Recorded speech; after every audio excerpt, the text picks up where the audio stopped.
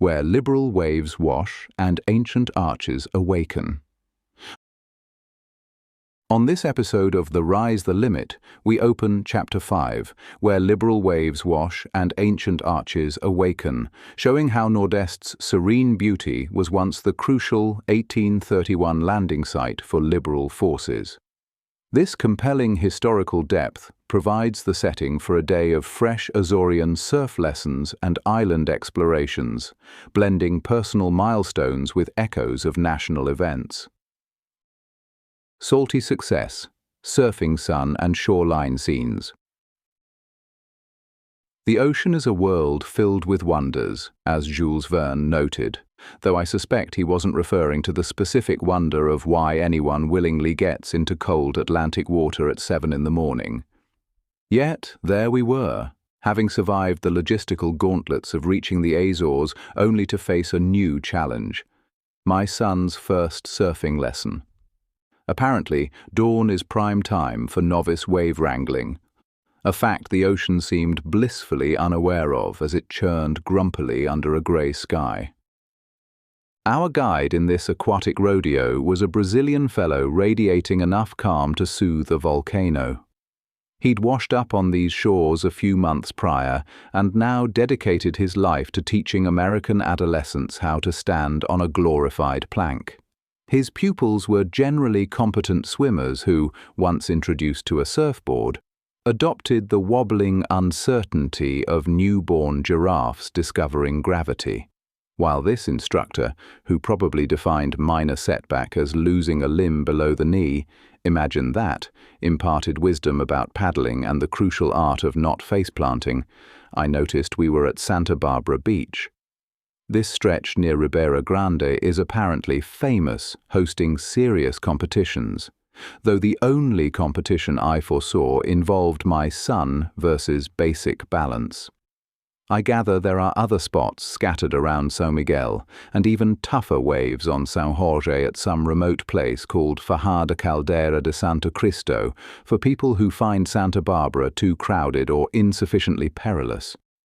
But for us, this beach, known for consistent waves, a term I now translate as relentless opportunities to fall off, was plenty. As my son received instructions likely involving phrases like, "Feel the wave, bro," I took the opportunity to conduct vital research nearby. This involved inspecting a small, unassuming church. Outside, I discovered a curious stone basin, possibly a decorative fountain which contained actual fish, just swimming around. It struck me as an ODD design choice, a sort of low-stakes, holy water aquarium. Perhaps it was a commentary on loaves and fishes, or maybe someone just had leftover fish. Back at the water's edge, a minor miracle was occurring. The boy, defying the giraffe analogy, was actually doing it. He paddled, he popped up, mostly, and he rode a wave, staying vertical for longer than seemed statistically probable for a first-timer. By the lesson's end, he managed a triumphant glide all the way to the sand. He was instantly transformed. The damp hair, the salt-crusted eyebrows, he was now undeniably a surfer bro dude. The Azores, it seems, work fast. During this seaside drama, I also became aware of the local wildlife, specifically lizards. They were everywhere. Tiny ones skittered nervously, larger ones lounged on sun-warmed rocks with an air of profound indifference. Some seemed perpetually late for important lizard meetings, while others just stared, their ancient eyes suggesting they knew the punchline to a joke I hadn't heard yet. It also occurred to me that my son's swim trunks, patterned with luridly colored sushi, might be sending mixed messages in this environment. Was it a bold fashion statement, or was he attempting some sort of primitive, fabric-based angling? Now, salty and sandy, the newly minted surfer dude is rinsing off. Our next move likely involves finding something edible that isn't depicted on swimwear. Or perhaps we'll seek out more judgmental lizards. Alexander Smith once wrote, "The sea washes off all the follies of life." But I have a feeling it might just rearrange them and add sand. Verdant views, vistas, villages, and valorous ventures. So, my son is now apparently a surfer bro dude, rinsing Pacific grit from his sushi print swim trunks. What's the logical next step after conquering the mighty Atlantic wave, or at least surviving it? Obviously, it's dragging everyone to the far northeastern corner of São Miguel Island to look at a bridge. Welcome to Nordeste. This part of the island feels different. Greener, maybe, like someone turned the saturation knob up on the hills. Waterfalls appear, casually, as if spilling water is just something the landscape does when it's bored. The town itself, also called Nordeste, points for simplicity there, seemed quiet. Its main claim to fame, or at least the first thing we bumped into, was the Ponte dos Sete Arcos. It's a bridge with 7 arches, built in 1883, which means it's been standing there, connecting 2 bits of land since before sliced bread was even a concept. Nearby, the Igreja Matriz de São Jorge stands watch, a classic Azorean church that looks exactly how you'd expect a sturdy, profoundly Catholic island church to look. Solid, dependable, probably seen some things. Wandering the cobblestone streets, which seem mandatory in any European town older than yesterday, we stumbled upon the Casa do Trabalho. Inside, actual artisans were using manual looms, contraptions looking like distant wooden ancestors of the first computers, to weave linen into elaborate blankets and cloths. It's intricate work, requiring a level of patience I usually reserve for untangling headphone cables. Seeing them clack away, preserving this old craft, made the place feel less like a postcard and more like somewhere people actually, worked. It's strangely grounding to see someone making something beautiful by hand while your phone is silently judging your screen time. Then came the viewpoints. Nordeste is lousy with them, particularly the famous duo, Ponta do Sossego and Ponta da Madrugada.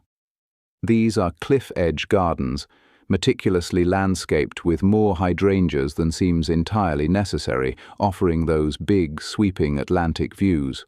You stand there, look out at the impossibly blue ocean stretching towards forever, admire the dramatic coastline, and feel contractually obligated to have a profound thought.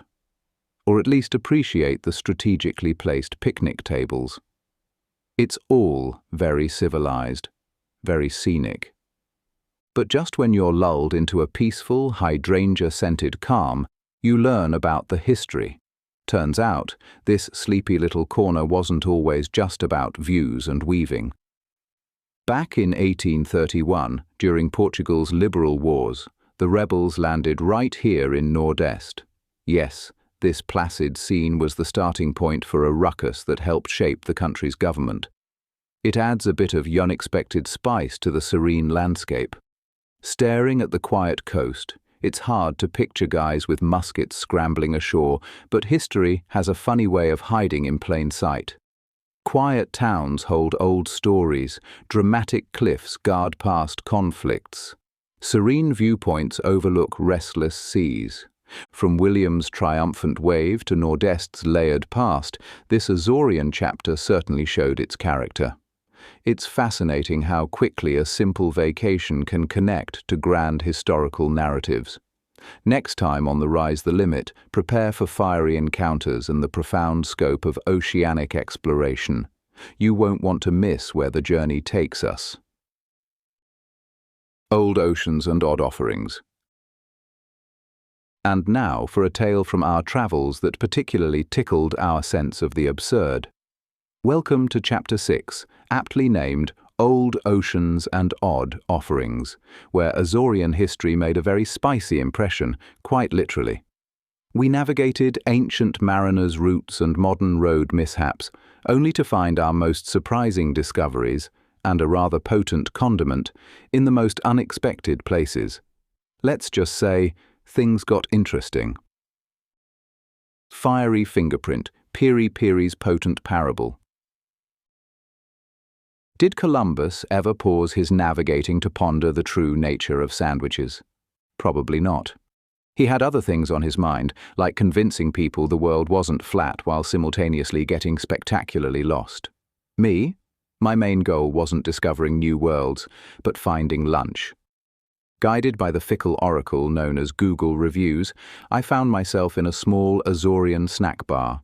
It ticked all the boxes: plastic chairs with a light sheen of someone else's suntan lotion, paper napkins seemingly designed to dissolve before achieving napkinhood, and a television yelling enthusiastically about a football game involving teams I was fairly certain didn't actually exist.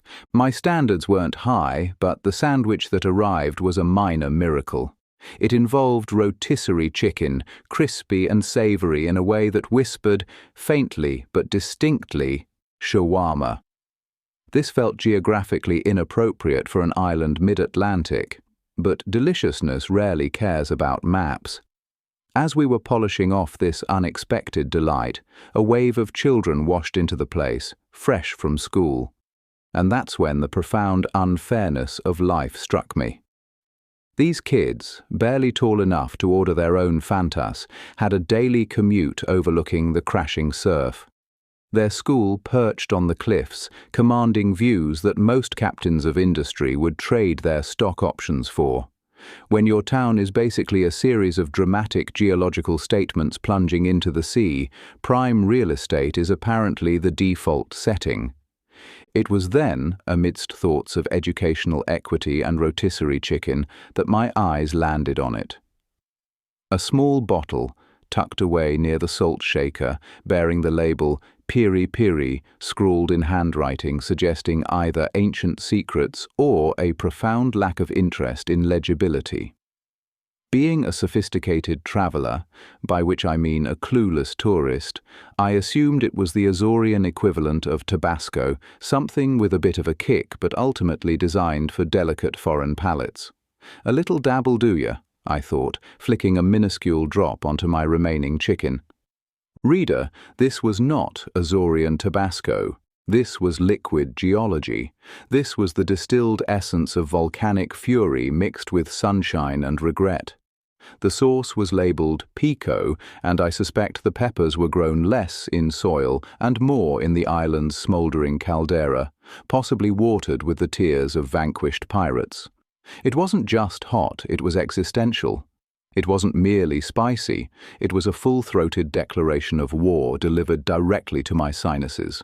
My taste buds weren't tingling, they were screaming surrender. Then came the moment that sealed my fate. Somehow, perhaps through carelessness or perhaps because the universe enjoys slapstick, a trace amount of this incandescent oil found its way onto my finger. And then, because my brain apparently takes its cues from bad sitcoms, I rubbed my eye. The world did not simply go blurry. It exploded into a supernova of pure, unadulterated agony. I was no longer merely a tourist nursing a scorched tongue. I was transformed into a figure of myth, a snack bar cyclops doomed to squint through a single weeping eye at the indifferent Atlantic. As the fire raged behind my eyelid, it seemed fitting to understand my tormentor. This Piri Piri, this bottled demon, has history. Its story starts back when Portuguese explorers, busy discovering sea routes and inadvertently rearranging global spice racks, stumbled upon the bird's-eye chili in Mozambique and Angola. They brought it back, naturally. But they didn't just transport it, they transformed it, mixing the African chili with European garlic, oil, vinegar and salt. It's a culinary souvenir of empire. On the Portuguese mainland, it famously dresses up chicken. Here in the Azores, islands shaped by wind and volcanic fire, this sauce seems to adorn everything short of the morning coffee. Maybe even the coffee, I wouldn't bet against it. That sauce, that single self-inflicted drop of Azorean fire, burned itself into my memory. It spoke of the place, sharp, intense, beautiful, and carrying a hint of danger beneath the surface. Much like the island itself, unforgettable, slightly painful, and absolutely worth the searing encounter, even if it meant temporarily adopting the life of a one-eyed wanderer. Piquant paths. Piri Piri's prolific peregrination.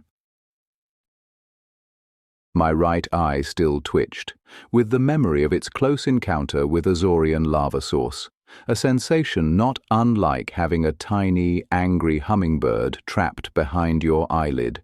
It seemed only fair, as a newly minted cyclops, to investigate the origins of my tormentor, this Piri Piri, this bottled demon whose label looked like it was scrawled by a seismograph during a significant tremor, clearly had a backstory more complex than just local hot stuff. And so, nursing my dignity and a lingering fear of my own fingertips, I delved into the history of the pepper that nearly sent me fumbling for an eye patch. It all started, as so many global culinary complications do, with Portuguese explorers. Imagine some 15th century sailor, let's call him Vasco da Gama's less famous cousin, Bartholomew de Aggravation, clutching a sweaty leather pouch. Inside, not gold, not jewels, but tiny chili seeds, freshly pilfered from the Americas. These weren't just any seeds, they were the ancestors of Piri Piri, the feral child of the chili world. These explorers, in their ambition to slap a Portuguese flag on anything that stood still long enough, became unwitting Johnny Appleseeds of agony, spreading these peppers across their burgeoning empire. They were less diplomats, more culinary ambassadors whose primary message was prepare for heat. The pepper, a capsicum frutescens if you want to get formal, which sounds like a particularly nasty tropical disease, found a welcoming, or perhaps just resigned, new home in Portugal's African colonies, particularly Mozambique and Angola. Here it wasn't just grown, it was transformed. The locals, presumably after an initial period of shock and awe, took to it. They even gave it its name. Piri Piri in Swahili, which beautifully and economically translates to pepper pepper, or, if you prefer, spicy spicy. It's the kind of naming efficiency you appreciate when your mouth is too busy being on fire to form complex sentences. African cooks, with a genius for flavor, started mixing these crushed chilies with local ingredients: garlic, lemon, oil, vinegar, maybe a bay leaf if they were feeling fancy, and, lo, the sauce that had ambushed me in that Azorean snack bar began its journey. It became a cornerstone of Portuguese African fusion cuisine, a sort of edible history lesson. This potent concoction then hitched a ride back to Portugal, probably making the sailors even more miserable on the return journey. In Lisbon, it further cemented its status, becoming the go-to marinade for grilled chicken and seafood, a staple that says Portugal almost as loudly as a mournful fado song. There's a persistent rumor, likely started by a colonist with a grudge against insects and an underdeveloped palate, that it was also used as mosquito repellent. I can see the logic. If it makes a grown man weep, a mosquito would probably explode on contact. What makes Piri Piri different from its chili brethren? Say a jalapeno that mostly stays put in Mexico is its migratory nature. It's a globe-trotter, a hybrid identity born in the Americas, raised in Africa, and then bottled, sometimes controversially by the Portuguese and later the world. It carries the culinary DNA of 3 continents, a geopolitical saga you can taste. This isn't just heat for heat's sake, it's history with a kick. Of course, global commerce, in its relentless quest to make everything available, everywhere, eventually got its hands on Piri Piri. Chains like Nando's flung open the doors, making Piri Piri chicken a household phrase from London to Louisiana. This is great if you want a reliably zesty piece of poultry. But purists, and there are always purists, usually looking disapprovingly over their spectacles, argue that something gets lost in translation. The mass-produced stuff they sniff offers the taste but often sanitizes the testimony, stripping away the nuance of its African Portuguese roots, turning a story into just another condiment option next to the ketchup. It's like getting a postcard of the Eiffel Tower instead of smelling the Parisian air. It's a curious thing, this legacy of empire. Portugal's flags have long since been packed away in Africa, but the piri-piri lingers. A fiery ghost in the machine of global cuisine. It proves that food often outlives the empires that spread it.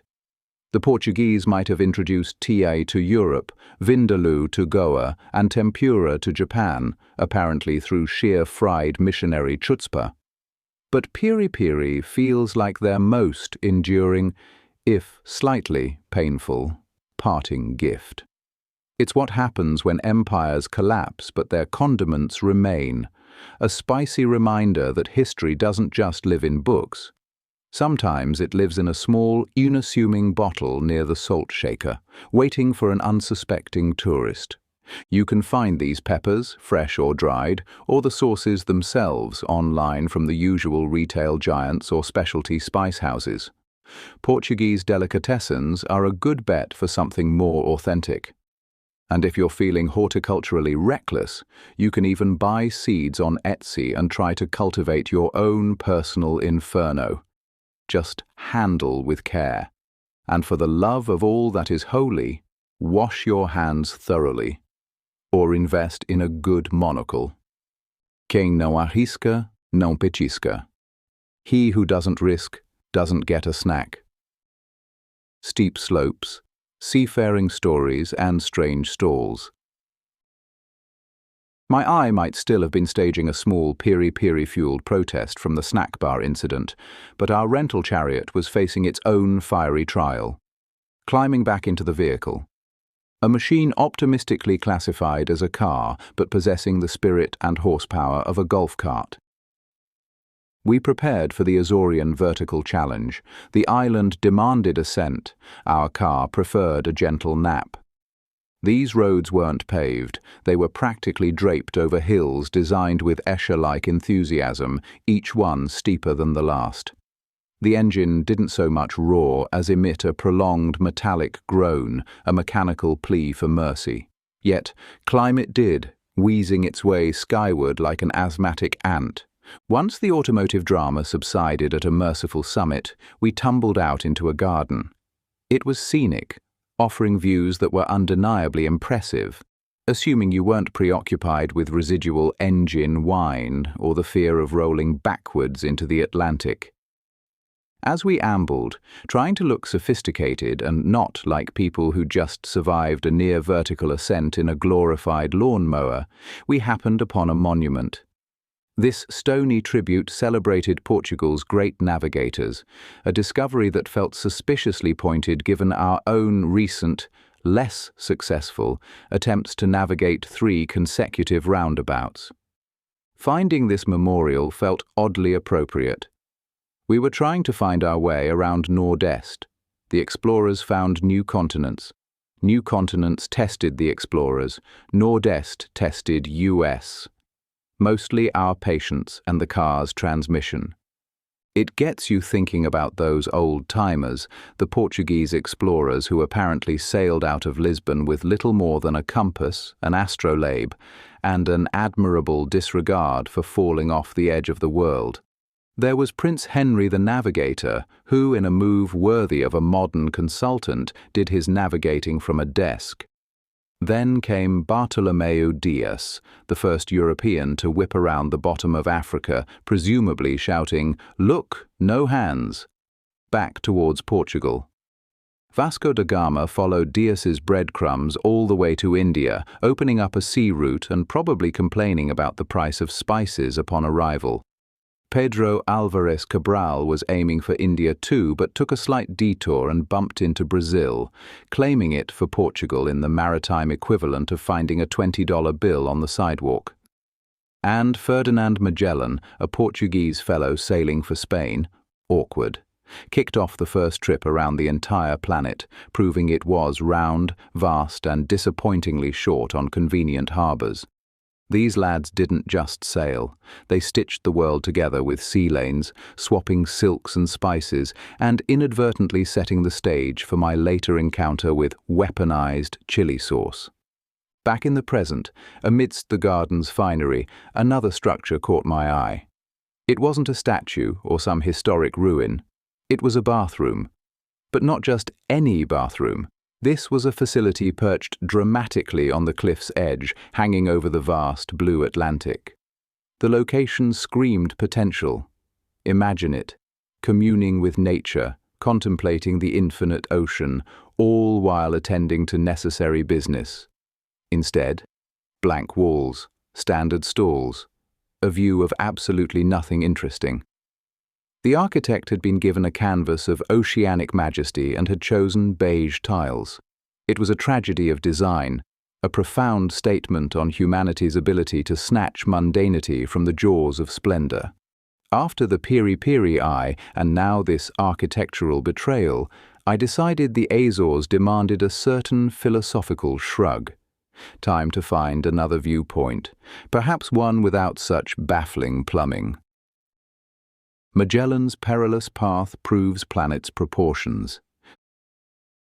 Standing here on São Miguel with the Atlantic wind still trying to make off with my hat like a particularly persistent pickpocket, it's hard not to think about Ferdinand Magellan. Not just the famous bits. The dying halfway, the Pacific naming blunder, the one ship limping home stuffed with valuable cloves, but the winding road that got him onto those leaky ships in the first place. As Antonio Pigafetta, the expedition's chronicler who actually did survive, later wrote of their Pacific crossing, "We ate biscuit, which was no longer biscuit, but powder of biscuits swarming with worms. We drank water that was yellow and stinking. We also ate the ox hides, sawdust, and rats." Suddenly, my earlier complaints about the rental car's horsepower feel rather petty. So, let's unravel the story of Fernão de Magalhães, the man we call Magellan. It's quite the yarn. Born around 1480 in Portugal's hilly north, he wasn't exactly destined for circumnavigation. He started, like many ambitious young men of the era, as a page boy at the royal court in Lisbon in the late 1490s. Less navigating the globe, more navigating courtly etiquette, and hoping not to spill the king's wine. By the early 1500s, he'd graduated to the real deal, joining Portuguese fleets sailing east to India and Southeast Asia. This wasn't a pleasure cruise, it was frontline experience in Portugal's burgeoning, often brutal overseas empire. He saw battles, learned about trade, and somewhere around 1511, possibly in Malacca, the bustling Malaysian trading hub, he might have first heard whispers, murmurs of sailing west to reach the Spice Islands, bypassing the Portuguese monopoly routes. An idea percolated, but ambition and a good idea aren't always enough. Back from the east, Magellan joined a military campaign in Morocco in 1513. He got himself injured, earning a permanent limp. Perhaps a constant reminder that adventuring has consequences. Worse, he faced accusations of illegal trading with the Moors. Whether true or just court politics, it soured his relationship with King Manuel I. After Portugal, Magellan found himself distinctly out of favor. The king, apparently unimpressed by Magellan's service or his burgeoning westward theories, essentially told him thanks, but no thanks. Rejection stings, whether it's from royalty or a dating app. It's a curious paradox. The man whose name would become synonymous with global circumnavigation, undertaken for Spain, first honed his skills and possibly hatched the very idea while serving the Portuguese crown that ultimately showed him the door. Feeling sidelined and perhaps nursing a bruised ego along with his limping leg, Magellan did what any ambitious, slightly disgruntled professional might do. He updated his resume and looked for work elsewhere. In 1517 he moved to Seville, Spain, gave up his Portuguese citizenship, which must have made family gatherings awkward, and pitched his audacious westward voyage plan to the young Spanish king Charles I. Charles, perhaps eager to outdo his Portuguese rivals, or just impressed by Magellan's plan, said yes. And so, on September 20th, 1519, a fleet of 5 marginally seaworthy vessels, Trinidad, San Antonio, Concepcion, Victoria, and Santiago, sailed out under Magellan's command, heading west into the vast, terrifying blank spot on the map. By 1520, they'd fetched up against the coast of South America, the sheer scale of the unknown continent just beginning to dawn on them. Standing on this Azorean cliff, the last familiar rock before that immense void, I try to picture him, not as the legend, but as the determined, possibly desperate Portuguese exile with a limp, a controversial past, and one heck of a sales pitch. I turn back towards the wheezing rental car, deciding it's probably time to see if I can navigate my way to a decent coffee. Straits, scurvy, strife, Magellan's Mactan martyrdom. Thinking about Magellan's leaky boats while standing here at this windy Azores viewpoint, buffeted by the same Atlantic that tormented him, it's clear that just getting to South America wasn't the happy ending. It wasn't even really the end of the beginning.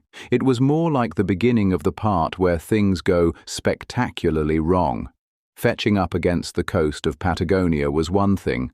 Surviving a Patagonian winter in 1520, stuck in a place called Port St. Julian, a spot unlikely to feature in glossy travel brochures anytime soon, was quite another. How do you keep a crew motivated when they're freezing, starving, and pretty sure you're leading them off the edge of the world in boats barely bigger than a modern sightseeing dinghy? Magellan, it seems, had some fairly direct ideas about personnel management. It turns out crossing the Atlantic was the easy bit. Morale plummeted faster than the temperature. The Spanish officers, none too thrilled about taking orders from a Portuguese captain anyway, started grumbling. This wasn't just quiet complaining over stale biscuits, this was full-blown mutiny brewing.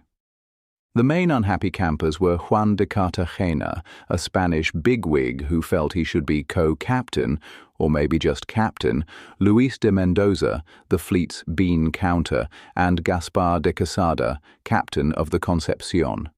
They decided Magellan's leadership style needed adjusting and seized control of 3 of the 5 ships. Magellan's response wasn't exactly a carefully worded memo about teamwork. He sent a loyal man with a dagger to Mendoza's ship for a chat, which ended with Mendoza quite suddenly deceased. Quesada was captured, tried, and swiftly beheaded, by his own servant no less, presumably under duress, unless the servant harbored some serious workplace grievances. Cartagena, being too well connected for a simple execution, got the marooning package deal along with a disgruntled priest. They were dumped on the Argentine coast with a few supplies, vanishing from history like a forgotten password.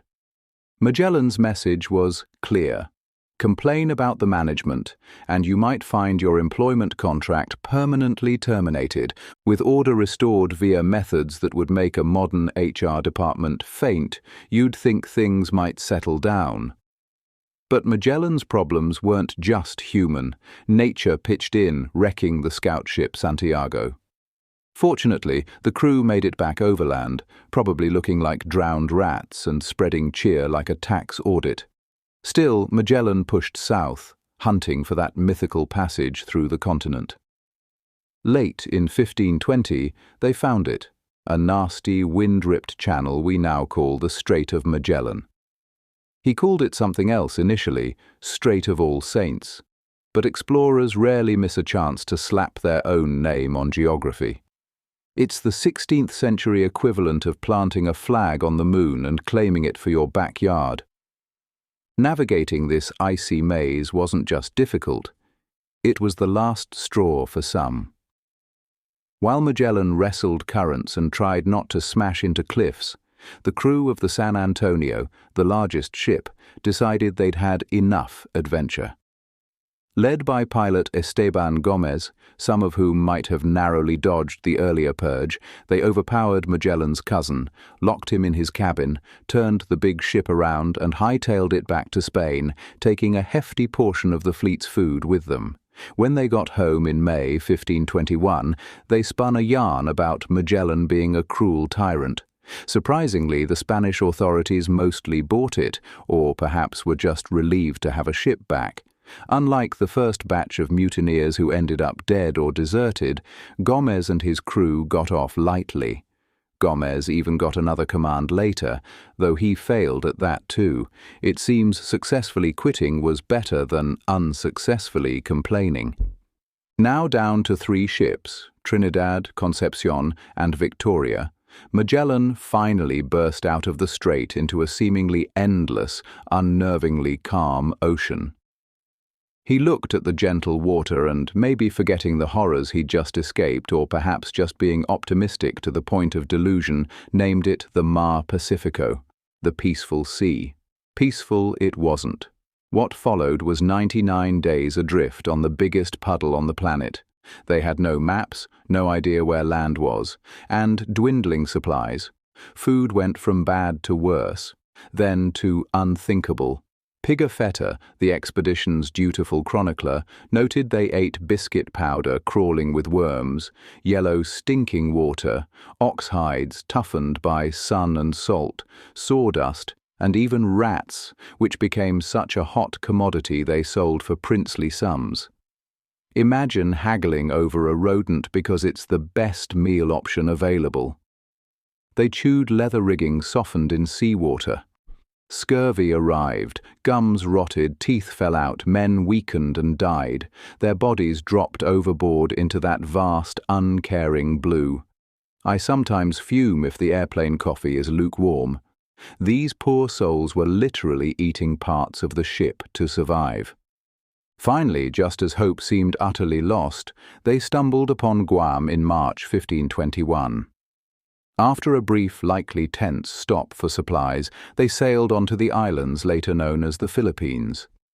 Here, Magellan traded his captain's hat for a diplomat's cap, befriending local leaders like Raja Humabon and converting them to Christianity.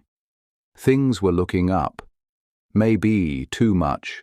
Perhaps giddy with surviving the Pacific nightmare, or maybe just plain overconfident, Magellan decided to wade into a local dispute.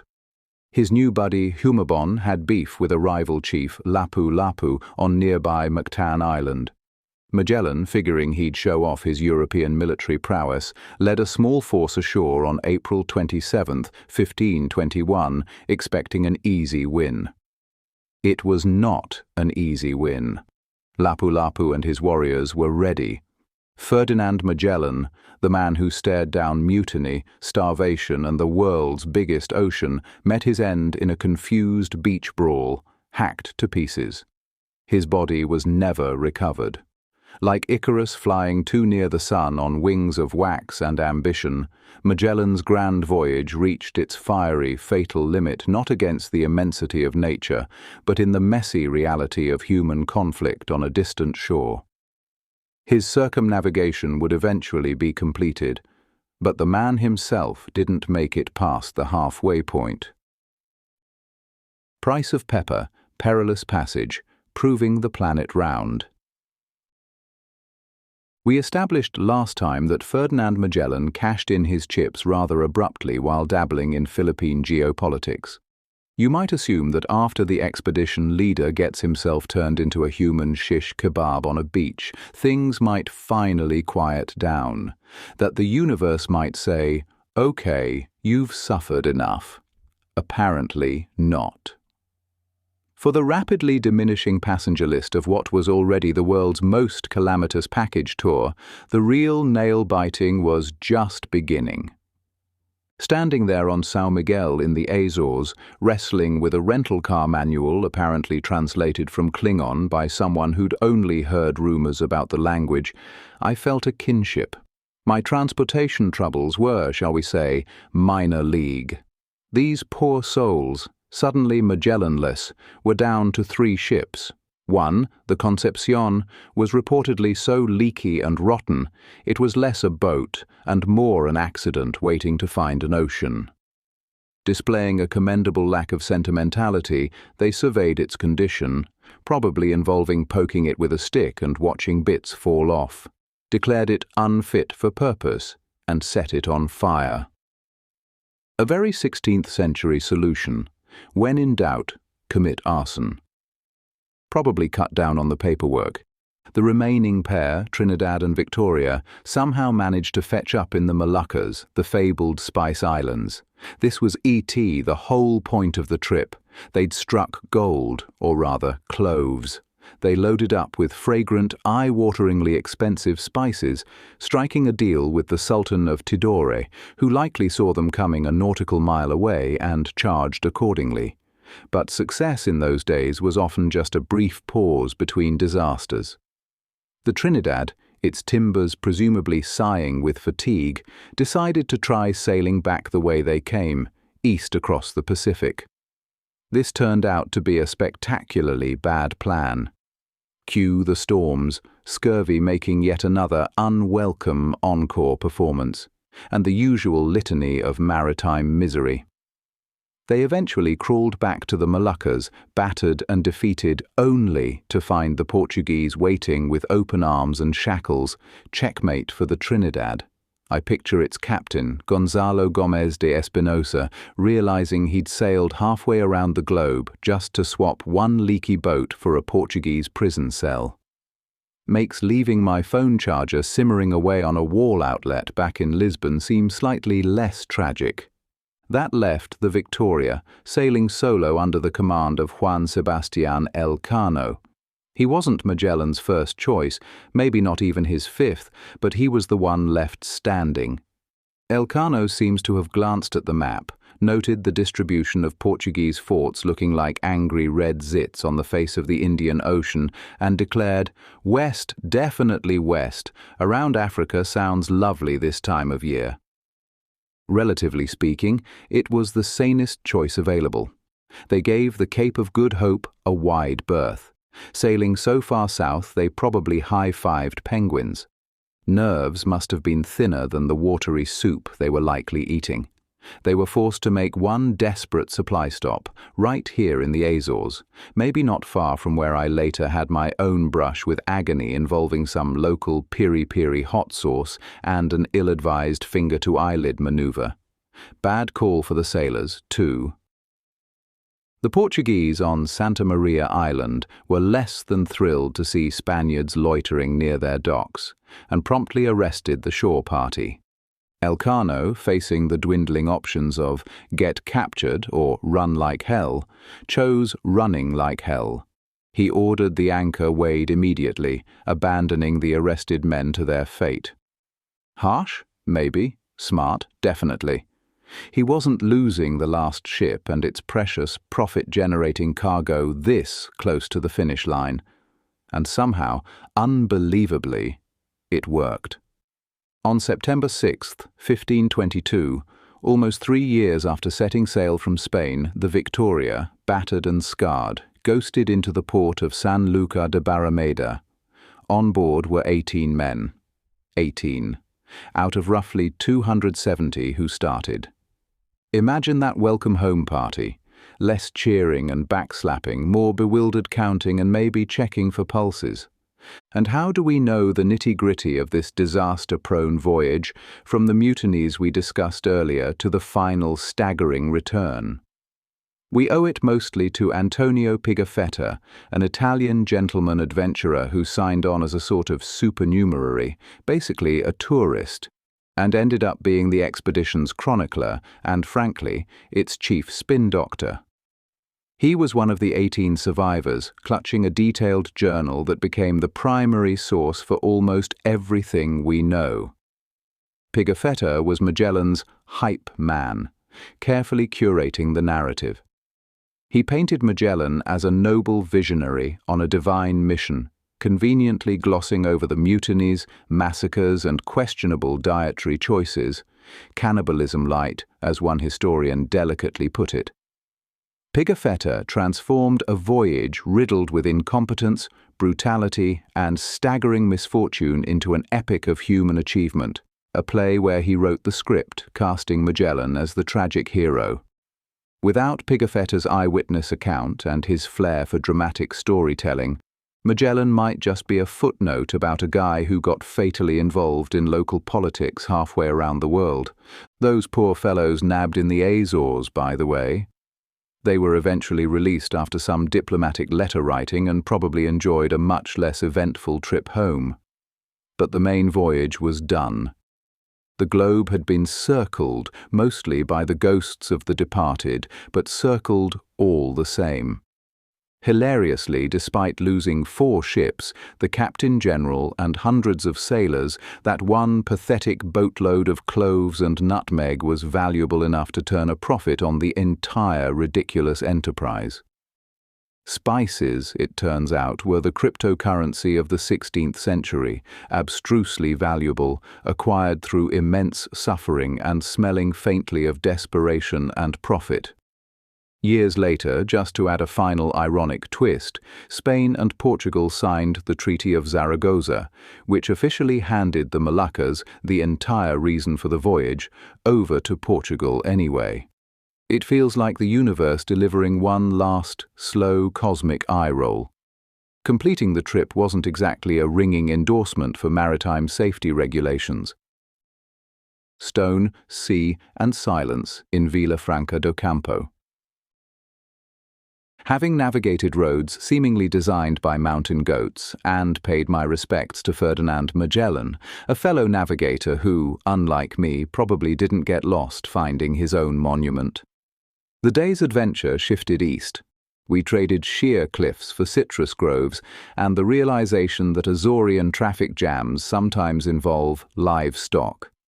A herd of cows decided the road was theirs, galloping with an urgency usually reserved for Pamplona tourists.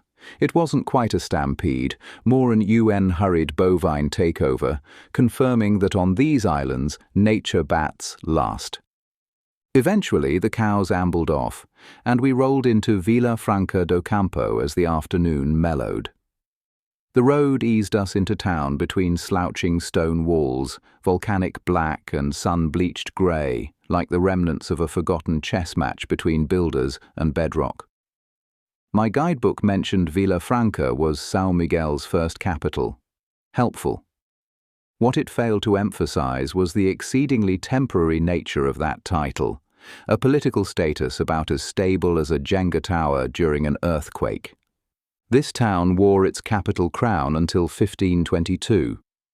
Then, one night, the hills overhead apparently decided they'd had enough of supporting Villafranca's ambitions. They shrugged, unleashing a nightmare of rock and mud that swallowed the town whole, thousands dead. A capital city erased. The shell-shocked survivors gathered their grief, their belongings, and the seat of government, relocating up the coast to Ponta Delgada. Villafranca was left not as a center of power, but a place defined by what it lost. 5 centuries on, the quiet feels profound. Down at the small marina, I saw the island's strange apology gift, the Ilhéu de Villafranca do Campo. It floats just offshore, a perfect volcanic ring biscuit, as if the earth, having snatched the throne, sheepishly offered back a crown. You couldn't make it up. It's a submerged volcanic crater holding a calm lagoon, now a nature reserve. It certainly deserved a good long stare. People swim and snorkel inside during summer, apparently. Today, however, the grey sky and brisk wind suggested hypothermia more than holiday fun. I leaned on the pier, watching the sun start its slow dip towards America. Behind me, Villafranca hummed with quiet life. A fisherman wrestled with his nets. A grandmother vigorously shook a rug from a balcony. A small boy carted a soccer ball nearly his own size down the street.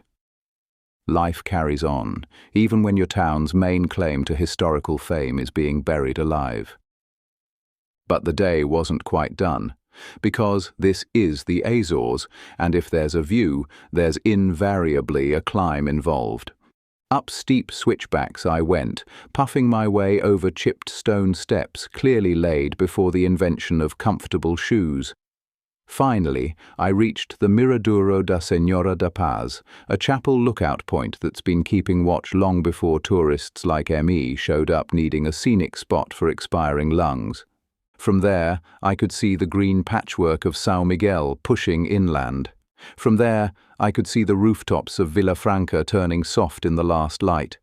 From there, I could see the Ilhéu, solitary and defiant, floating like a geological full stop marking the space between devastation and endurance.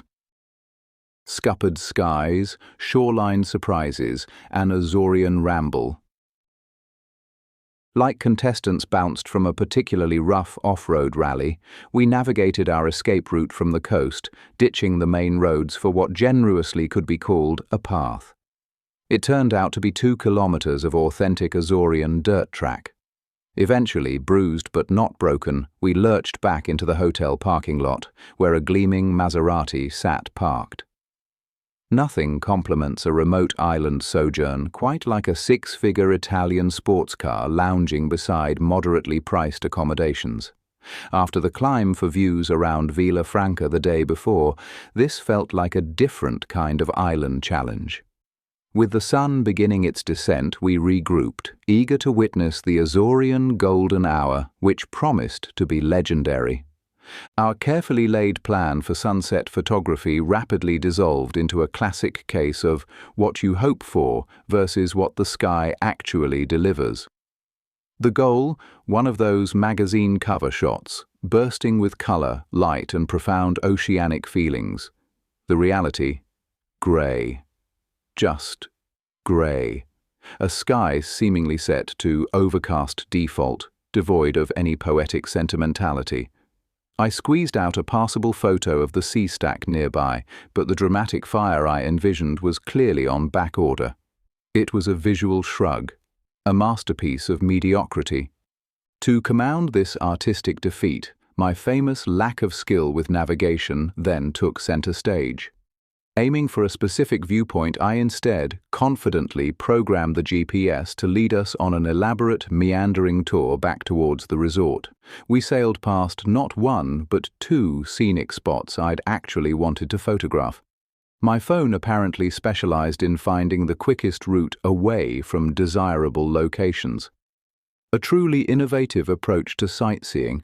Our scenic detour back from the non-sunset was interrupted by the sudden appearance of my son's surf instructor, pedaling his bicycle with serene indifference to traffic laws or perhaps physics itself. This happened moments after I'd remarked that on an island this size, everyone probably bumps into everyone else constantly.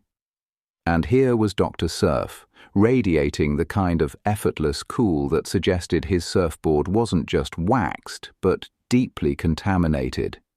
He looked like he might offer existential advice between sets.